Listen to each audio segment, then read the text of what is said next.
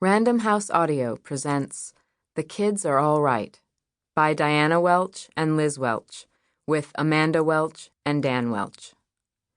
Read for you by Kirby Heyborne, Rebecca Lowman, Kathe Mazur, and Allyson Ryan. A note on the text. This book is a true story, or rather it is several true stories. Really, it is a collection of memories, and in the process of writing them down and comparing them, we have learned that memory is a tricky thing. It's like returning to the house in which you lived as a child. The staircase you remembered as that monumental thing you crawled up slowly on your hands and knees is now something you can run up, hands-free, 2 steps at a time. Well, you weren't wrong then, and you aren't wrong now. Perception may have changed, but the facts remain. Those stairs were big. Now they're small. Go figure. In the following pages, you'll see that we disagree about certain things, as most siblings do. Over the last few years of writing, researching, and interviewing lots of people, we have learned that truth is subjective, always. That goes for every character in the book. Our interpretations of other people's actions are locked in a time and a place. An 8-year-old who has lost her parents sees the world in a much different way than that same girl 25 years later. The same is true for a 16 or 20-year-old girl and for a 14-year-old boy. Some people in these pages insisted on using their real names, but other names have been changed, along with identifying characteristics, to protect people's privacy. Other than that, we have each told the truth, and each truth is our own. Does it feel that your life's become a catastrophe? Oh, it has to be for you to grow, boy. Take the long way home. Supertramp. Introduction. Our mother died 3 times. We have the first death on tape, recorded the day it aired in 1976. Morgan Fairchild, wearing a trench coat and pale pink lip gloss, shot her in the back. Over the past 30 years, we've each watched the tape several times, pulling it from dusty cardboard moving boxes and crossing our fingers it doesn't get eaten by the VCR. It's our only copy. The scene opens with Morgan as Jennifer Pace, hiding in a darkened hallway. Our mother, playing Eunice Wyatt on the soap opera Search for Tomorrow, is kissing actor Val Dufour goodbye at their apartment door. His square jaw and dimpled chin are powdered an orangey tan. As John Wyatt, Eunice's cheating husband, Val is dressed conservatively in a suit and tie, but we knew him as the guy who once wore a kilt and a feather boa to our parents' annual Christmas party. The music swells. Commercial break. Back at the apartment, our mother turns away from the camera, and there is a loud bang. A tiny circle of dark red appears on the back of her pink satin robe. The next shot is a close-up. Our mother's face fills the screen in a death snarl, revealing upper teeth. And so our mother's decade-long run as Eunice Gardner Twining Martin Wyatt came to an end. It was her 3rd soap gig and her longest. She started out in 1962 as Erica Brandt on Young Dr. Malone, before making her name in 1964 as the original Dr. Maggie Fielding on The Doctors. Born in 1965, Amanda is the eldest of the 4 Welch children. She was introduced to soap fans in a splashy Dialing the Daytime Stars magazine spread as the baby who took Ann Williams off TV. We still have the article, now yellowed with age, tucked away in the same manila folder where Mom stuck it more than 40 years ago. When Liz was born, in 1969, Mom had been playing Eunice for 3 years. Instead of getting written off entirely, Eunice had a breakdown and was temporarily sent to a mental institution.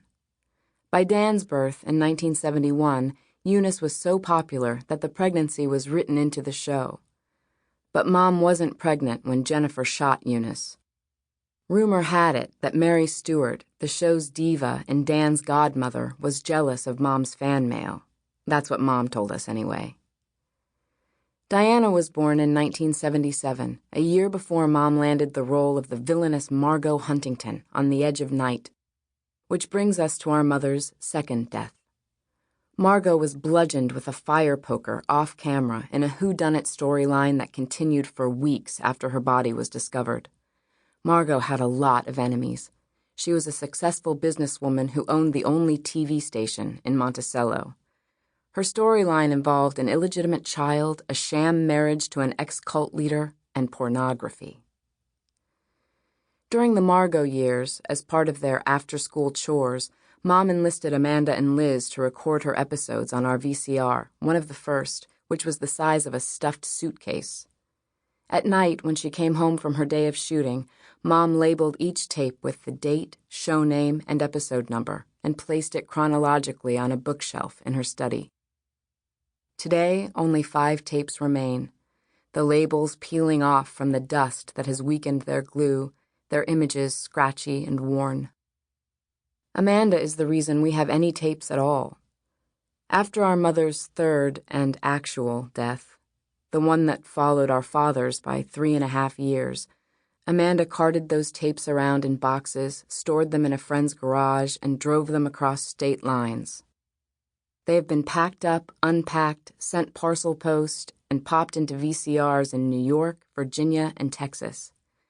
They're our family heirlooms, a fuzzy, dusty connection to the person whom waitresses at Chock-full-o'-nuts recognized as Eunice or Margot, but whom we knew as Mom.